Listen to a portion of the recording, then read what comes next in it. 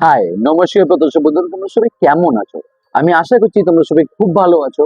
আর ভালো কিন্তু থাকতেই হবে, কেন কি তোমরা আমাদের পরিবারের সদস্য বলে কথা। তো আজও কিন্তু তোমাদের জন্য নিয়ে চলে আসলাম আরো একটা দুর্দান্ত অদ্ভুত ভৌতিক ঘটনা।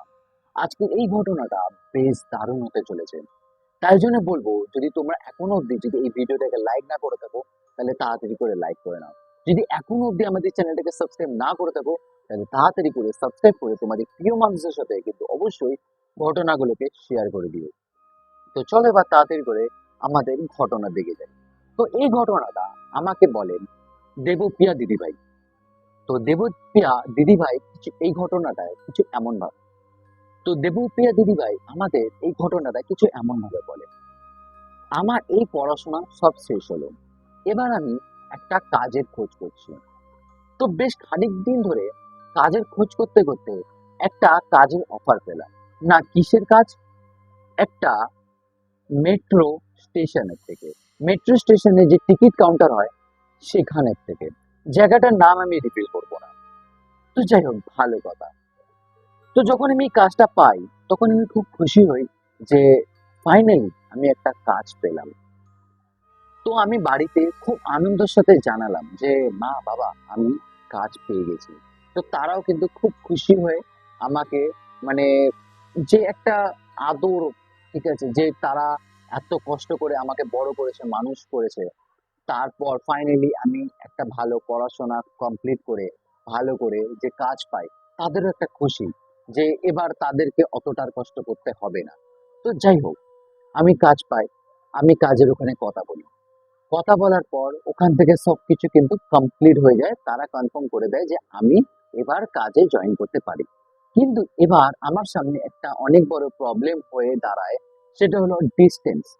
আমার বাড়ির থেকে আমি যেখানে কাজ পেয়েছি সেখানে মোটামুটি ডিস্টেন্স 6 ঘন্টা।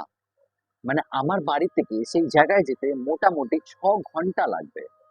এবার 6 ঘন্টা ডিস্টেন্স প্রত্যেক দিন মানে কভার করে যাওয়া আর আসা, এটা একটা অনেক বড় মানে যুদ্ধ বলা যায়।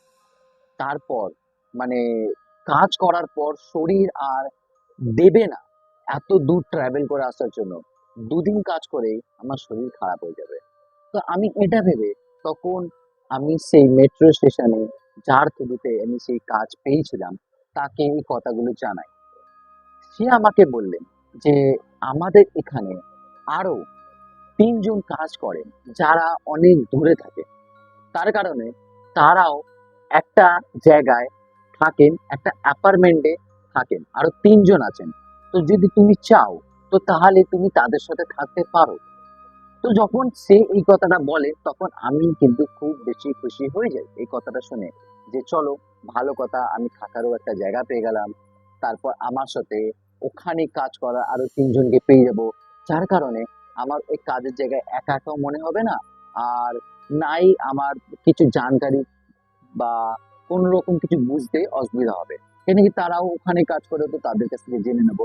তো সবকিছু ভেবে আমি বাড়িতে এই কথাগুলো জানাই। বাড়িতে কথাগুলো জানানোর পর কিন্তু বাড়ির ফ্যামিলি প্রথমে মানতে চাইছিল না, কিন্তু তারপর মেনে যান। তো বেশ আমি কাজে জয়েন করার আগেই সবকিছু জিনিসপত্র নিয়ে সেই অ্যাপার্টমেন্টে কিন্তু পৌঁছে যাই থাকার জন্য। ভালো কথা। অ্যাপার্টমেন্টে পৌঁছে আমি আরো যে 3 জন ছিল তাদের সাথে দেখা করি। আমি অ্যাপার্টমেন্ট গুলো কিন্তু আগে সবকিছু দেখে টেকে কমপ্লিট করে এসেছিলাম। তো যাই হোক, আমি কিন্তু সেখানে পৌঁছে যাই, গিয়ে আমার থাকার যে ব্যবস্থা সেটা করে নিই। তো যাই হোক, আমি গেলাম, আরো 3 জন যে ছিল তাদের সাথে মিট করলাম, ঠিক আছে, তাদের সাথে তাদের সাথে মিট করলাম, তাদের সাথে কথাবার্তা বললাম। তারা খুবই মিশুকে আর খুবই ভালো মানুষ, সত্যি। মানে তাদের সাথে যে এই এসে 10 মিনিট কথা বললাম, মনে হলো না যে আমরা সবাই সবাইকে এই 10 মিনিটের জন্য চিনলাম। মনে হলো না যে সবে এই 10 মিনিটে সবাই সবাইকে চিনলাম। মনে হচ্ছিল যে আমরা অনেক পুরনো সব বন্ধু, চেনা পরিচয়, এরকম একটা ব্যাপার। কিন্তু আমরা কিন্তু কেউ কাউকে চিনি না আগাগোড়া। আর তারাও যে 3 জন থাকেন একসাথে আগাগোড়া, তারাও কিন্তু একে একে করে এসছেন, তারাও কিন্তু কেউ কাউকে চিনতেন না। তো যাই হোক, ওই অ্যাপার্টমেন্টে আমি থাকা শুরু করলাম। থাকার পর বেশ, আমি যখন ওই অ্যাপার্টমেন্টে পৌঁছাই, সেদিনকে ছিল আমাদের টুইসডে, আর আমার কাজের জয়েনিং ছিল মন্ডে থেকে। তো মন্ডে আসলেন, তো মন্ডে আসলো, মন্ডেতে আমি কাজে জয়েন করলাম, কাজে গেলাম। কাজে গিয়ে আমি সবকিছু বুঝে নিলাম আমার কাজ কি, কিভাবে করতে হবে সবকিছু। আর আমার যে আরো কাজের লোক ছিলেন, মানে আর আমার সাথে যে আরো ৩ জন ছিলেন, তারাও কিন্তু ওই জায়গায় কাজ করেন। তো তাদের সাথেও কিন্তু ওই কাজের জায়গায় আমার দেখা হলো। যাই হোক, ভালো কথা, তাদের সাথে ভালো বন্ধুত্ব হয়েই গেছে। তো এরকম ভাবে কয়েকদিন কিন্তু আমাদের খুব ভালোভাবে কেটে গেল। কিন্তু তার মধ্যে কিন্তু একটা জিনিস আমি নোটিস করলাম, সেটা হলো ওই যে অ্যাপার্টমেন্টে আমরা থাকতাম, ওই অ্যাপার্টমেন্টে কিন্তু অদ্ভুত কিছু জিনিস আমার সাথে ঘটতো। সেটা হলো, যেরকম অনেকবারই আমি রাত্রেবেলা দেখতাম, যখন আমি জল আনতে উঠতাম, কেন কি আমার কোনোদিনই ওই বেডের পাশে জল নিয়ে শোবার কোনোদিন হ্যাবিট ছিল না। আগাগোড়াই আমি জল কিন্তু গিয়ে কিচেন থেকেই খেতাম। আমার বাড়িতেও সেম, এখানেও সেম। তো দেখতাম রাত্রেবেলা যখনই আমি উঠে কিচেনে যাচ্ছি, তখন আমি হট করে দেখতাম যে আমাদের যে লিভিং রুম, ওই লিভিং রুমের লাইটটা মানে ব্লিঙ্ক করছে, দপ দপ দপ দপ দপ দপ করে উঠলো হঠাৎ। তারপর অনেকবারই আমি নোটিস করেছি যে কেউ ঘরে রাত্রিবেলা হাঁটা চলা করে। তারপরে অনেকবারই আমার রাত্রিবেলা মাঝ রাত্রে ঘুম ভেঙে ভেঙে যেত। তো এরকম অনেক কিছু আমার সাথে ঘটেছে, কিন্তু আমি কোনোদিন সিরিয়াস নিইনি। তো বেশ খানিক দিন, তো বেশ কয়েকদিন এরকম হবার পর একদিন রোব তো বেশ কয়েকদিন এরকম হবার পর হঠাৎ এক রবিবার একটা ঘটনা ঘটে। সেটা হলো, আমরা রবিবারে বিকাল বেলা 4 বন্ধু মিলে গেছিলাম একটুখানি বাইরে ঘুরতে। তো ঘুরে ফিরে আমরা এসে রাত্রিবেলা 12:30টার মধ্যে সবাই শুয়ে পড়ি। আর আমাদের রুমে আমরা কিন্তু একসাথে থাকি। আমাদের একটা বড় রুম আছে, যেই রুমে মানে দুটো কুইন সাইজের বেড রাখা আছে, আর তার মাঝখানে একটা টি টেবিল আছে, ঠিক আছে। আর ওখানে টি টেবিলের সাথে দুটো চেয়ার রাখা থাকে। তো এইটা হলো আমাদের পুরো, যেখানে আমরা থাকি ওখানে সেট আপ বলতে পারো। তো এরকম, যাই হোক, আমরা কিন্তু আমাদের 12:30টার মধ্যে সবাই সবার মতো শুয়ে পড়েছি সেদিনকে। কেন কি ঘুরে ফিরে এসেছি, টায়ার্ড হয়ে গেছি অনেক, মানে হেভি মেকআপ টেকআপ করেছিলাম আমরা সবাই, যার জন্য মেকআপ টেকআপ করা, মেকআপ তোলা, তারপর ড্রেস পোশাক, অনেক হেভি ড্রেস পোশাক পরে গেছিলাম ঘুরতে যাওয়ার জন্য। তো বাড়িতে এসে অনেকটাই টায়ার্ড ফিল করছিলাম, তাই জন্য আমরা সবাই 12:30টার মধ্যে শুয়ে পড়ি। আর তারপরে 12:30টার মধ্যে শুয়ে পড়ার আর একটা রিজন, সেটা হলো পরের দিন মন্ডে, তো আমাদেরকে কাজে বেরোতে হবে। তো যাই হোক, আমরা সবার মতো সবাই শুয়ে পড়লাম। রাত্রিবেলা এই ধরে রাখো বাজে 2:30, তখন না আমার ঘুমটা ভাঙে। ঘুমটা ভাঙে বলতে, মানে আমার না চোখটা খোলে, আমি ঘুমের ঘোরে আমার না হট করে চোখটা খুললো।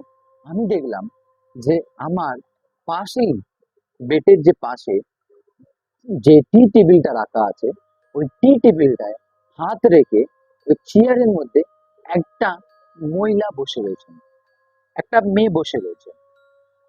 তো অনেকটা দেখে মনে হলো ওই মেয়েটা যে বসে রয়েছে সে ইস্যু, আমাদেরই যে, মানে ওই অ্যাপার্টমেন্টে ফ্ল্যাটমেট, রুমমেট বলতে পারো, ঠিক আছে, ইস্যু মনে হলো। তো আমি ঘুমের করে ওকে জিজ্ঞাসা করলাম যে কি হলো, এত রাত্রেবেলা কেন তুই বসে রয়েছিস? তখন ও আমাকে কিছুটা একটা বলতে যাচ্ছিল, কিন্তু আমি এতটাই ঘুমের করেছিলাম যে আমি ওর কথা, ও কি যে বললো রিটার্নে আমাকে অ্যান্সার দিল, ওটা শুনতে পাওয়ার আগে আমি আবার ঘুমিয়ে পড়ি। যাই হোক, সকালবেলা উঠে আমরা তাড়াতাড়ি করে, সবারই একটু উঠতে লেট হয়ে গেছিল, এই জন্য সবাই তাড়াতাড়ি করে কিন্তু আমাদের আমাদের মতো কাজে বেরিয়ে যাই। যাই হোক, কাজে বেরিয়ে গেলাম। কাজের থেকে আমি ফিরি যখন তখন বাজে রাত্রি 9টা। 9টার সময় আমি যখন ফিরি, তখন আমি দেখলাম যে আমার একটা ফ্ল্যাটমেট যে অ্যাপার্টমেন্টে মানে আমাদের অ্যাপার্টমেন্টের রুমমেট একজনই ফিরেছে, যে বাড়ি ফিরে এসে টিভি দেখছে বসে বসে। আর দুজন এখনো ফিরেনি, যার মধ্যে একজন ইস্যু ছিল। ইস্যু কিন্তু এখনো ফেরেনি। তো যাই হোক, এবার আমি আমার মতো এসে অ্যাপার্টমেন্টে তাড়াতাড়ি করে ফ্রেশ হই, ফ্রেশ ফ্রেশ হয়ে ওর সাথে বসলাম টিভি দেখতে। তো হঠাৎ দেখলাম ও আমাকে একটা প্রশ্ন করলো যে আচ্ছা, কালকে রাত্রেবেলা বলতো কি বারবার এই আমাদের লিভিং রুমে লাইটটা জ্বালাচ্ছিল, বন্ধ করছিল, প্রচন্ড ডিস্টার্ব হচ্ছিল রাত্রেবেলা। আমি তখন বললাম আমি তো জানি না কে করছিল, আমি তো ঘুমাচ্ছিলাম, বুঝতে পারিনি, কিন্তু ইস্যু হতে পারে। কেন কি আমি ইস্যুকে রাত্রেবেলা দেখেছিলাম টি টেবিলে বসেছিল। তো ও বলল তা হতে পারে, ইস্যু হতে পারে, জানি না ও কেন করছিল এরকম। এরকম করলে তো হবে না, এরকম করলে তো প্রচন্ড ডিস্টার্ব হচ্ছে, আমার এরকম করলে ঘুম ভেঙে যায়। তো যাই হোক, আমরা এইসব কথা বলতে বলতে বেশ মানে অনেকক্ষণ একটা এই, তো যাই হোক বেশ এইসব কথা বলতে বলতে আমরা আধ ঘন্টা মতো এইসব বিষয় নিয়ে কথা বলা শুরু করলাম। তো আধ ঘন্টা পর আমাদের যে আরো দুটো রুমমেট আছে, তারাও কিন্তু বাড়ি ফিরে যায়, তারাও কিন্তু বাড়ি ফিরে আসেন। তার মধ্যে থেকে একজন ইস্যু। তো যাই হোক, ওরা আসে, ওদেরকে আমরা বাড়িতে আসার পর বেশ বললাম তাড়াতাড়ি করে তোমরা ফ্রেশ হয়ে নাও, তারপর আমরা খেতে টেতে বসবো। তো ওরাও তাড়াতাড়ি করে ফ্রেশ ট্রেশ হয়ে নিল, আমাদের সাথে ইয়ার্কি করলো যে তোরা দুজনই তাড়াতাড়ি চলে এসেছিস, কি ব্যাপার। হ্যাঁ, এরকম আমরা একটু কথাবার্তা বললাম, তারপর আমরা কিন্তু খেতে বসলাম, রাত্রে ডিনার করতে বসলাম। যখন ডিনার করতে বসি তখন আমি ইস্যুকে বললাম, ও ইস্যু, তুই কি কালকে রাত্রেবেলা বারবার লিভিং রুমে লাইট অন অফ করছিলি? তখন ইস্যু বলে না তো, আমি কেন করবো, আমি তো শুয়েছিলাম। তখন আমাকে ইস্যু হঠাৎ বললো যে আচ্ছা, তুই বলতো তুই কেন প্রত্যেকদিন রাত্রেবেলা উঠে ঘুরে বেড়াস? তখন আমি বললাম যে আমি রাত্রেবেলা উঠে ঘুরে বেড়াই। তখন ও বললো হ্যাঁ, তুই প্রত্যেকদিন রাত্রেবেলা উঠে ঘুরে বেড়াস, তো তুই একটা কাজ করবি, জলের বোতলটা নিজের খাটের পাশে নিয়ে শুবি, ওটা বেশি বেটার হবে। কেন কি তুই ওরকম উঠে বারবার জল খেতে গেলে তোর উল্টে ঘুমটা নষ্ট হবে, যাতে তোর শরীরটা আরো খারাপ হবে। তো দেখলাম ও আমাকে অ্যাডভাইস দিল। তখন আমি ওকে বললাম যে আমি প্রত্যেকদিন রাত্রেবেলা উঠি না, প্রথম কথা জল খেতে। আর তারপর সব থেকে বড় কথা, আমি অ্যালার্ম দিয়ে রেখে না, আমার অ্যালার্ম মোটামুটি 3 বার না বাজলে আমার ঘুম থেকে ওঠার কোনো মানে সিনই নেই, আমি উঠতেই পারবো না। তো আমি তো উঠি না। তখন আমাকে ইস্যু একটা হ- তখন আমাকে ইস্যু একটা হঠাৎ এরকম একটা কথা বলল, যে কথাটা শোনার পর আমার মাথা আর যে কথাটা শোনার পর আমি আর সেই জায়গায় বসতে পারলাম না। আমার মনে হলো যে আমার পায়ের তলা থেকে মাটিটা খসে গেল। এতটাই একটা অদ্ভুত আর ভয়ঙ্কর কথা শুনলাম। সেটা হলো, আমাকে ইস্যু বলল যে কালকে রাত্রিবেলা তুই টি টেবিলে বসে কি করছিলি? তখন আমি বললাম যে আমি টি টেবিলে বসেছিলাম না, উল্টে তো আমি তোকে দেখলাম যে তুই টি টেবিলে বসেছিলি। তখন ও বলল না, আমি তোকে দেখেছি কালকে টি টেবিলে বসে থাকতে। তো আমি যখন তোকে উঠে জিজ্ঞাসা করলাম যে তুই টি টেবিলে কেন বসে রয়েছিস, তখন তুই আমাকে বললি এই জল খেতে উঠেছিলাম। তখন মানে আমি অবাক হয়ে যাই। তখন আমাদের মধ্যে থেকে আরো একজন যে আমাদের রুমমেট ছিল, সে আমাকে বলল যে হ্যাঁ, আমিও অনেকবারই লক্ষ্য করেছি যে আমাদের এই ঘরের লাইটটা অন অফ হয়, আর অন্ধকারে কোনো একটা জিনিস পাস করতে মানে চলে যেতে অন্ধকারের থেকে একটা ছাবা মতো। আমিও দেখেছি এই জিনিসটা। আর কালকেও আমি কিছু কোনো জিনিসের একটা প্রেজেন্স ফিল করেছিলাম, যে রুমের মধ্যে কেউ একজন আছে, যে ঘুরে বেড়াচ্ছে। তখন আমি বললাম এটা কি বলছিস? তো তখন ইস্যু আমাকে বলেন যে তোকে একটা কথা বলি, এই কথাটা আমি কোনোদিন কাউকে বলিনি আমাদের এখানে। কেন কি, হয়তো আমি ভেবেছিলাম আমাকে এই কথাটা বললে তোরা সবাই আমার উপরে ইয়ার্কি বানাবি, ইয়ার্কি করবি আমাকে নিয়ে, যার কারণে বলি। আজকে যখন এত বড় কথাটা উঠলো তখন বলি, আমি তোকে একবার দুবার দেখেছি তুই আসার পর। আমি বললাম কি বলছিস, দুবার দেখেছিস মানে? তখন এসে বলে হ্যাঁ, আমি তোকে একই টাইমে দুবার দেখেছি। আমি বাথরুম করতে উঠেছিলাম রাত্রেবেলায়, তখন আমি দেখি যে তুই এই টি টেবিলে বসে রয়েছিস। তখন আমি তোকে জিজ্ঞাসা করলাম যে কি হলো, তুই বসে রয়েছিস কেন? তখন দেখলাম তুই রিপ্লাই করলি যে এই তো ঘুম আসছে না তাই জন্য বসে রয়েছি। কিন্তু তারপর যখন আমি ওয়াশরুমে যাচ্ছি, তখন আমি দেখলাম যে তুই ওয়াশরুমের থেকে বেরোচ্ছিস। তখন আমি তোকে হঠাৎ জিজ্ঞাসা করলাম যে কি রে, তুই যে বললি যে তোর ঘুম হচ্ছে না তাই জন্য তুই টি টেবিলে বসে রয়েছিস, তুই ওয়াশরুমে কি করে আসলি? তখন দেখলাম তুই বললি যে পাগল ঠাকুর হয়ে গেছিস নাকি, আমি তো ওয়াশরুমেই এসেছিলাম। যখন ও আমাকে এই কথাটা বললো, তখন আমি অবাক হয়ে ওকে রিটার্ন জিজ্ঞাসা করি যে এই জিনিসটা কবে হলো। আমার তো কোনোদিনই মনে নেই যে আমি রাত্রেবেলা টি টেবিলে বসেছিলাম, আর না কোনোদিন মনে আছে যে তুই আমাকে রাত্রেবেলা বলেছিলি যে বাথরুমের থেকে তুই কি করে বেরোচ্ছিস যখন টি টেবিলে। তো তখন আমরা সবাই অবাক হয়ে যাই, সবাই সবার দিকে অবাক ভাবে, ভয়ের চোখে সবাই সবার দিকে তাকিয়ে বসে রয়েছি যে এটা কি ঘটছে, এটা কি ব্যাপার। তো তারপর আমরা সবাই একটা উদ্যোগ নিই যে এখানে কি চলছে সেটা জানবো। তো তখন আমরা প্রত্যেককেই চারজনে ছুটি নিই পরের দিনে। আমরা চারজনেই ছুটি নিই পরের দিন। আমরা কাজে যাই, কাজে গিয়ে ওখানে আমরা জানাই যে আমরা চারজন একটা ভ্যালিড রিজনের জন্য আমরা ছুটি চাই একদিনের জন্য। ঠিক আছে, তো আমাদের চারজনকে পরের দিনের জন্য ছুটি দিয়ে দেয়। তো আমরা ছুটি নিই, ছুটি নিয়ে চারজনে আমরা বলতে পারো সিআইডির মতো ইনভেস্টিগেট করি যে কি ব্যাপার, ওখানে কি চলছে। তো আমরা সব থেকে বেস্ট মনে করলাম যদি এখানে কিছু জানতে হয় তাহলে যে আমাদের এইখানে আশেপাশে মানুষজন থাকে তাদের সাথে কথা বলা উচিত।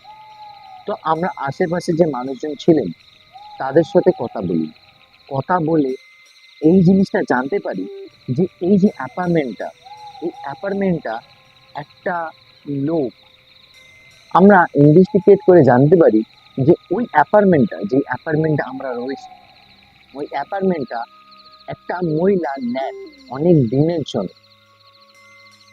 তারপর হঠাৎ সেই মহিলাটা মারা যান, মারা যান ওই অ্যাপার্টমেন্টের মধ্যে। আর ওই মহিলাটা কিন্তু ওই অ্যাপার্টমেন্টে ওইখানে একাই থাকতেন। তো অনেক দিন অবধি কিন্তু কেউ জানতেও পারেন না যে ওই মহিলাটা মারা গেছিলেন ওখানে। তারপর যখন অনেক দিন ধরে ওই অ্যাপার্টমেন্টের আরো যারা ছিলেন তারা দেখেন যে একটা বাজে স্মেল আসছে, তারপর হঠাৎ এই মহিলাটা গায়েব হয়ে গেছেন, কোথায় কোনো মানে ঠিক ঠিকানা নেই এরকম ধরনের। আর ওই মানে যে অ্যাপার্টমেন্টের রুম স্মেলটা আসছেন, তখন সবাই ওখানে গিয়ে চেক করে। তখন সবাই জানতে পারেন যে ওই মহিলাটা মারা গিয়ে ওখানে ওই মানে অ্যাপার্টমেন্টের ওই রুমটার মধ্যেই আটকানো ছিলেন।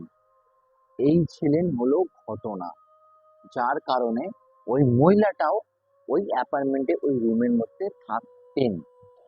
তো অ্যাকচুয়ালিও আমরা চারজন নয়, আমরা পাঁচজন রুমমেট থাকতাম ওখানে ওই মহিলাটাকে নিয়েও। মানে ওই নেগেটিভ যে এন্টিটিটা, ওইটাও কিন্তু আমাদের সাথে ওখানে থাকতো, কিন্তু কোনোদিন কোনো রকম ভাবে আমাদের হার্ম করেনি সে। এরকম অনেক ধরনেরই নেগেটিভ এন্টিটির প্রেজেন্স ফিল হতো, আর এরকম নেগেটিভ অ্যাক্টিভিটিস হতো ওই রুমটার মধ্যে, যার কারণ ছিল এইটা। তো এই ছিল আজকের ঘটনা। ঘটনাটা তোমাদের কেমন লাগলো অবশ্যই কমেন্ট করে জানিও।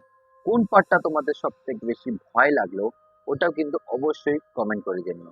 আজকের জন্য ঘটনাটা এই অবধি রাখলাম। আবারও দেখা হবে আগামী সপ্তাহ ঠিক 3টের সময়। আজকের জন্য বাই। তো চলো আজকে তাড়াতাড়ি করে তোমাদের কমেন্টের নামগুলো পড়ে দিই আর তোমাদের কিছু কমেন্টও পড়বো।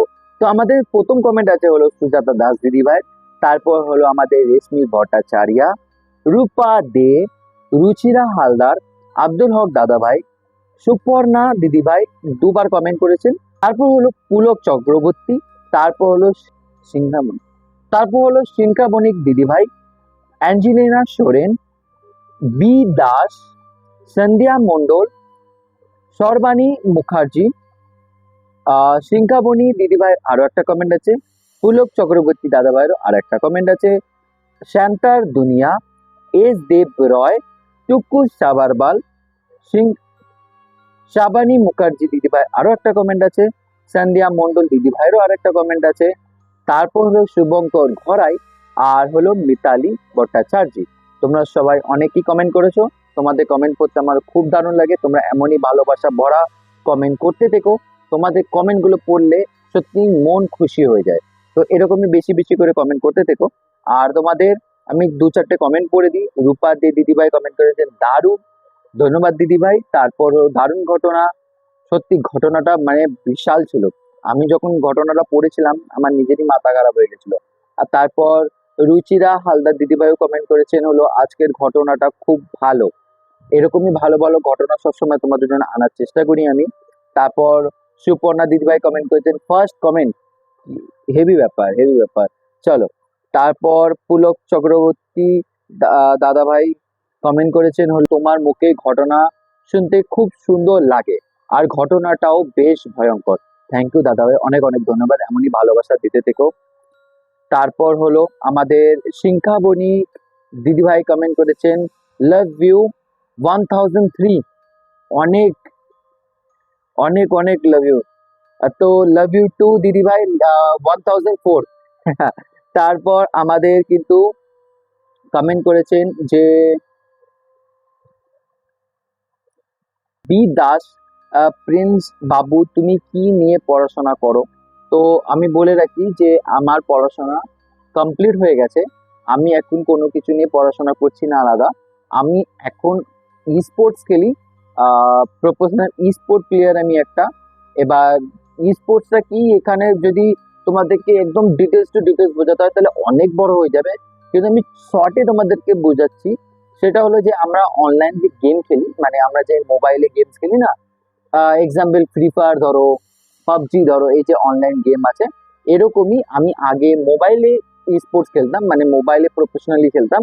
এখন আমি মোবাইল থেকে শিফট করে এখন আমি পিসিতে খেলি, মানে আমার যে কম্পিউটার আছে ল্যাপটপ আছে ওখানে আমি একটা অনলাইন গেম খেলি, যেটা প্রফেশনালি আমি স্পোর্টস খেলি ওখান থেকে। সেই গেমটার নাম হলো ভ্যালোরেন্ট। তোমরা যদি জেনে থাকো অবশ্যই কমেন্টে জানিও, আর যদি তোমরাও কেউ ভ্যালোরেন্ট খেলে থাকো আমাকে অবশ্যই জানিও কিন্তু, ঠিক আছে? আর আমি ভ্যালোরেন্টে নোবরা, বেশি ভালো খেলতে পারি না, ডায়মন্ডে আছি মাত্র। তো তারপর আমাদের কমেন্ট আছে হলো তুমি কেমন আছো বাবুসোনা, সন্ধ্যা মন্ডল দিদিভাই কমেন্ট করেছেন আমি খুব খুব খুব ভালো আছি তোমাদের আশীর্বাদে। তারপর হলো আমি নার্সিং হোমে অ্যাডমিট আছি। দিদিভাই কেন অ্যাডমিট আছো অবশ্যই কমেন্ট করে জানিও যদি পারো। আর নিজের খেয়াল রেখো, আর আমি কিন্তু অবশ্যই বড় মায়ের কাছে প্রার্থনা করব যেন যদি যদি তোমার কিছু হয়ে থাকে তাহলে তুমি যেন তাড়াতাড়ি করে ঠিক হয়ে যাও। আর তারপর আমাদের আরো একটা কমেন্ট আমি দেখেছিলাম, তুমি কি নিয়ে পড়াশোনা করো? তো আমি কিন্তু বলেই দিলাম আগেই যে আমি কি করি এখন, আর আমার পড়াশোনা কমপ্লিট হয়ে গেছে। তারপর টুকু সাবরওয়াল দিদিভাই কমেंट করেছে हाय प्रिंस बेटा कैसे हो, मैं बहुत अच्छा हूँ, I love you, God bless you, I love you too দিদি ভাই, आपको भी बहुत बहुत प्यार मेरी तरफ से। তারপর আমাদের আরেকটা কমেন্ট আছে হলো, সেটা হলো সন্ধ্যা মণ্ডল দিদি ভাই, সেটা হলো সব ভূতেরাই কি হোয়াইট ড্রেস ইউজ করে বাবু সোনা? দেখো দিদি ভাই, ব্যাপারটা হলো এরকম, এই যে বিষয়, এই যে প্রশ্নটা, প্রশ্ন তো হ্যাঁ, এই যে প্রশ্নটা এর উত্তর কিন্তু তোমাদের সোনা দিদি ভাই এর আগেও একটা ভিডিওতে দিয়ে রেখেছে, কিন্তু তাও আমি তোমাদেরকে জানিয়ে দিই যে সাদা কাপড়ই কেন ইউজ করে? আমরা এটা সবারই কোশ্চেন আসতে পারে অবভিয়াসলি, যে ভূতেরা সবসময় সাদা জিনিস কেন ব্যবহার করে। তো অ্যাকচুয়ালি ব্যাপার, যখন কোনো মানুষের মৃত্যু হয়, তারপর কিন্তু তার মৃত্যুর শেষ সময় তাদেরকে সাদা কাপড় দেওয়া হয়, তাই না? দেখবে যদি কারোর অ্যাক্সিডেন্টও হয়, তাকে সাদা কাপড় মুড়িয়ে নিয়ে যাওয়া হয়, ঠিক আছে? মানে সবকিছুতেই কিন্তু এন্ড, যে মানুষের যখন এন্ড সময় হয়, তখন কিন্তু মোটামুটি মানুষদেরকে সাদা কাপড়ই ব্যবহার করানো হয়। এবার ব্যাপারটা কি হয়, যারা মুক্তি পেয়ে যায় তারা তো ভালো কথা, তারা সেখানে চলে যায় যেখানে তাদের জায়গা। কিন্তু যারা মুক্তি পায় না, যারা এখানেই থেকে যায় কোনো কিছু কারণে, তো তাদেরকে যখন আমরা কোনো রকম ভাবে দেখতে পাই, তো তখন আমরা তাই জন্য তাদেরকে সাদা কাপড়েই দেখতে পাই। কিন্তু এইটা কিন্তু নয় যে সবসময় কোনো মানুষকে আমরা সাদা কাপড়েই দেখবো। আমরা অনেক সময়, তোমাদের সোনা দিদিভাই, আমি এরকম অনেক নেগেটিভ এন্টিটি দেখেছি যেটা সাদা কাপড়ে নয়, অন্যরকম ড্রেসে, যেরকম আমি আমি তুমি ড্রেস পরে রয়েছি এরকম ড্রেসেও কিন্তু অনেকবারই দেখতে পেয়েছি। তো এরকম হয়। আর যদি এর বিষয় প্রপার ডিটেলসে জানতে হয়, তাহলে কিন্তু তোমাদের সোনা দিদিভাইকে তোমরা অবশ্যই কমেন্ট করে জানিও। তাহলে তোমাদের সোনা দিদিভাই কিন্তু অবশ্যই তোমাদের জন্য একটা প্রপার ভিডিও বানিয়ে জানাবে এই বিষয়ে। তোমরা যা যা জানতে চাও তোমাদের সোনা দিদিভাইকে কমেন্ট করে জানাও। তোমাদের সোনা দিদিভাই কিন্তু এখন তোমাদের জন্য শর্ট ভিডিও করে সবকিছু তোমাদেরকে ইনফর্ম করছে, তাহলে তোমাদের কিন্তু জানতে খুবই সুবিধা হবে। তাই জন্য বলবো তোমরা তাড়াতাড়ি করে কমেন্ট করে জানিও। তোমরা এই ভিডিওতেই কমেন্ট করে দিও, তোমাদের সোনাদি ভাই তোমাদের জন্য ভিডিও অবশ্যই বানাবে। তো চলো, আমি অনেকগুলো কমেন্ট পড়লাম যেগুলো ইউনিক ইউনিক ধরনের কমেন্ট ছিল। আর এছাড়া তো তোমরা অনেকেই কমেন্ট করো যে আমি কেমন আছি। সত্যি কথা বলতে তোমাদের আশীর্বাদে আমি খুব খুব খুব ভালো আছি। তোমরা এমনই ভালোবাসা আর আশীর্বাদ দিতে থেকো, আমি কিন্তু তোমাদের ভালোবাসা আর আশীর্বাদে সবসময় ভালো থাকবো। যাই হোক, আজকের জন্য এই অবধি রাখলাম। আবারও দেখা হবে ঠিক আগের সপ্তাহে 3টের সময়। আজকের জন্য এই অবধি থাক। সবাইকে বাই।